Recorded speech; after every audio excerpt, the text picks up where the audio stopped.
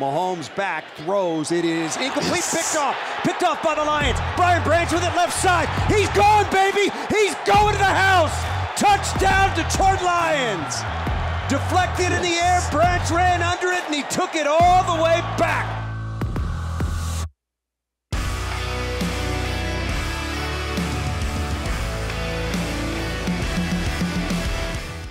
And welcome to the Divisional Round post-game Twentyman and the Huddle podcast. And guess what? We're going to do it again next week. Yeah, how about that? We're going to do it again next week because this Detroit Lions team is just it's on a run. And they beat the Tampa Bay Buccaneers 31-23. Punched their ticket to the NFC Championship game for the first time since 1991. They'll go out to San Francisco, play the number one seed. They're the favorite in the NFC pretty much all year long, especially the second half of the year once the Eagles started to falter a little bit. And it should be a terrific matchup. But boy, again, this Ford Field crowd, this atmosphere, really just helping to spearhead this football team to another win.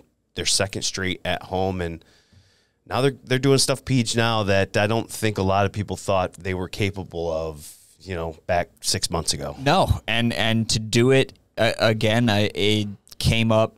Offense finished with the ball for the first time in a while. I know that was a point of emphasis for Ben Johnson the last couple of weeks, but defense got off the field again today and created the big turnover there at the end to seal the deal. And another, I think, just as we noted last week after the Rams game, another complete game. I felt like all phases. Jack had a couple good punts, pinning them back on the 9-yard line to start that last drive. I mean, some just, again, really impressive play across the board for me today.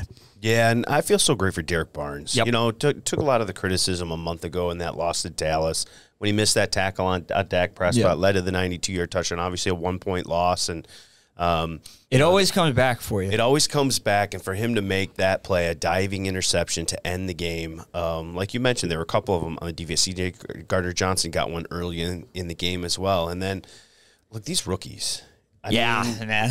These rookies. I mean, you look at Brian Branch and what he did. Led the team in tackles. 9 tackles, had a sack, also 2 tackles for loss, I think, in there.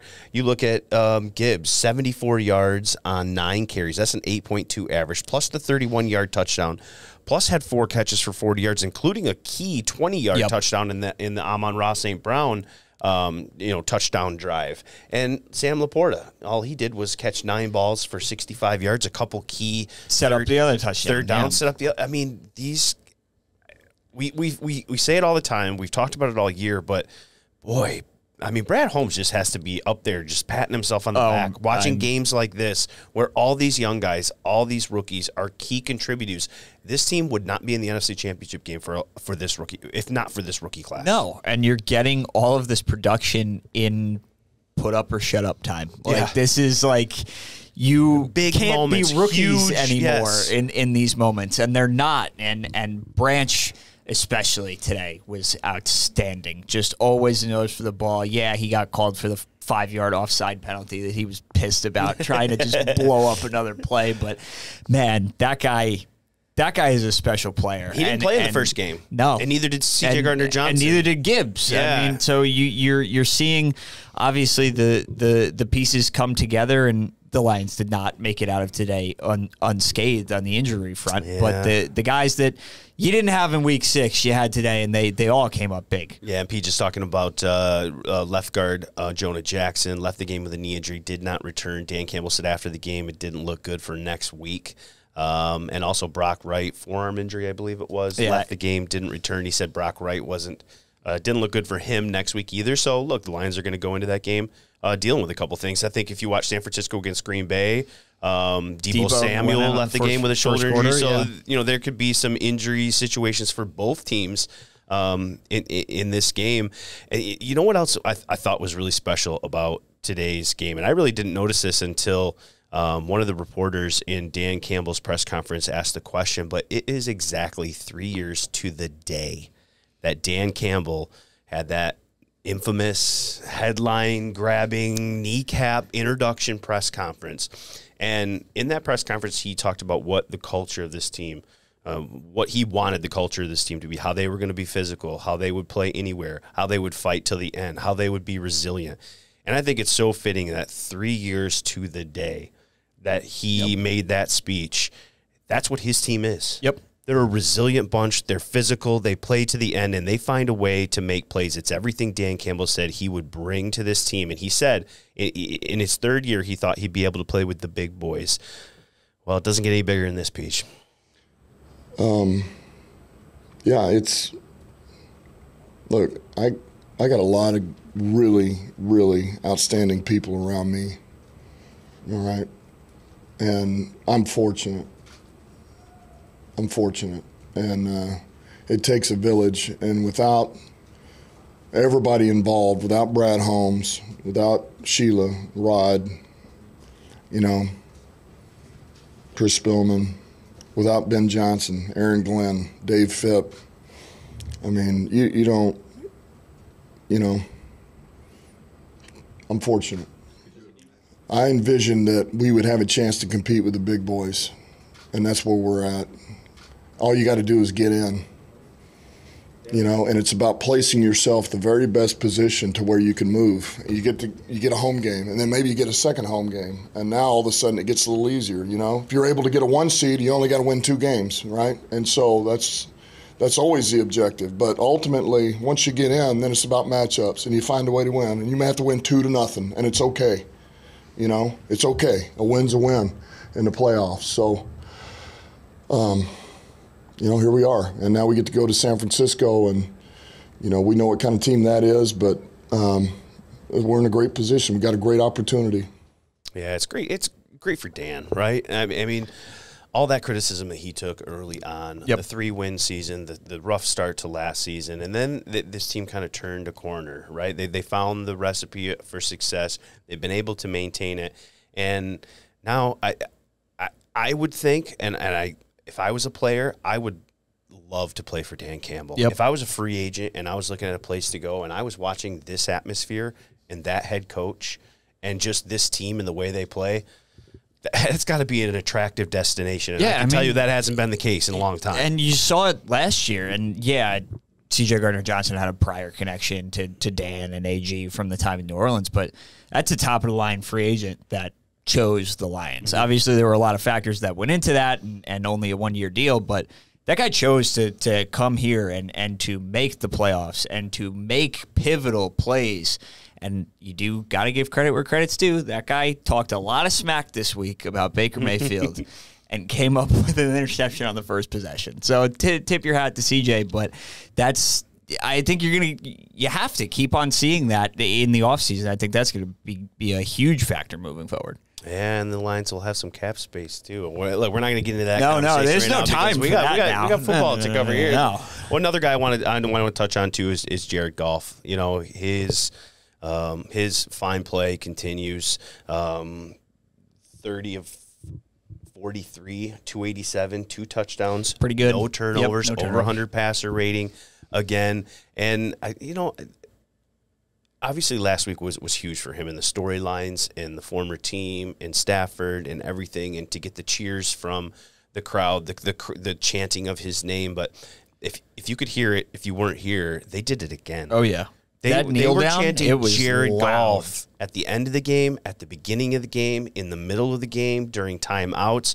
I mean, he has really endeared himself to this fan base. Yeah, and you always worry about emotional hangover, emotional letdown. Obviously, for him solely, such an important game last week.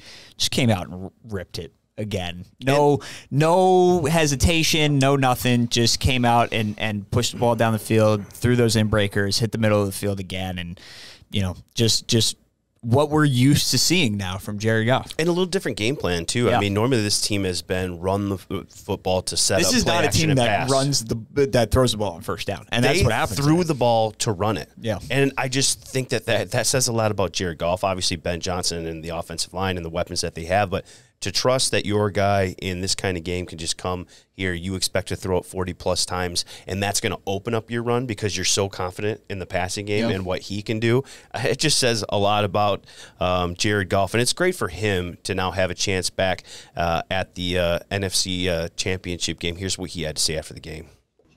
Yeah, it's exciting. It's exciting. We joking after the game. Ironically, the last time a lot of us played in it was against each other. It was me, at the Rams against Dan with the Saints. Anzalone was there. Aaron Glenn was there. So it's exciting, and not just for me, but for our whole team. And it's something that we've it's not. I don't want to say like this arrogantly, but we expected to win the first game. We expected to win this game, and now we get to go to a game we expected to be in against a really good team at their place. And we're going to come into it expecting to win. It'll be a tough game, but it'll be fun. Yeah, good for him. And now Detroit needs one more really good performance from him. And boy, then we're talking about Peach, some stuff that's obviously very really interesting, very rare here. And look, it's going to take a really good performance, because that's a really good San Francisco team at their place. You got to like the fact that Green Bay was there, had an opportunity to really beat them if they take a little bit more advantage of some opportunities that they had. But look, San Francisco found a way at home to win that game in the fourth quarter.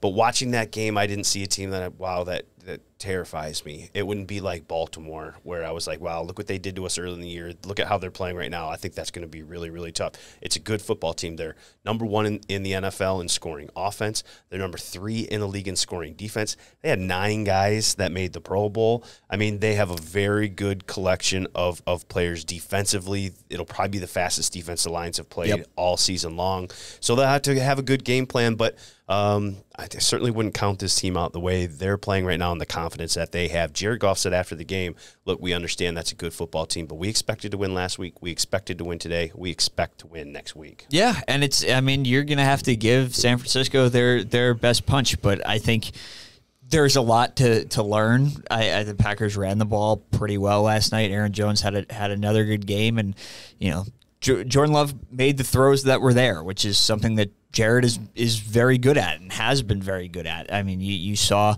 a similar throw on the Jordan Love touchdown to Bo Melton that he made to Amon-Ra St. Brown today on a kind of little corner to the back pylon there. And it's going to be tough. It's going to be the toughest game yet. Obviously, it should be. You're going to the NFC Championship game. This should be the toughest game yet, but that's a really good team out there. But, hopefully not going to be too cold. Hopefully going to be. I think I saw 68 degrees. Yeah, I'm looking forward to that one. Yeah, really bad. But not going to be too cold. Outdoor game.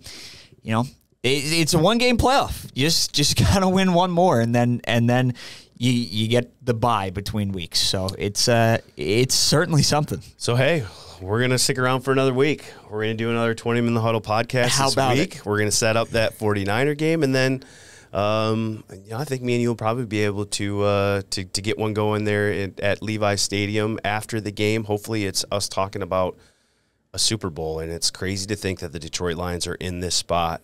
Kudos to Sheila Hamp for putting all those people around her, for changing the culture and for really pulling all the right strings, and the GM, the president hire, the coaching hire. It's been top-notch from top to bottom to get them to this spot. And kudos to Dan for developing the players, for Brad to get them here. And it's led to the NFC Championship game, and it's a fun little ride, and we're going to continue on for another week.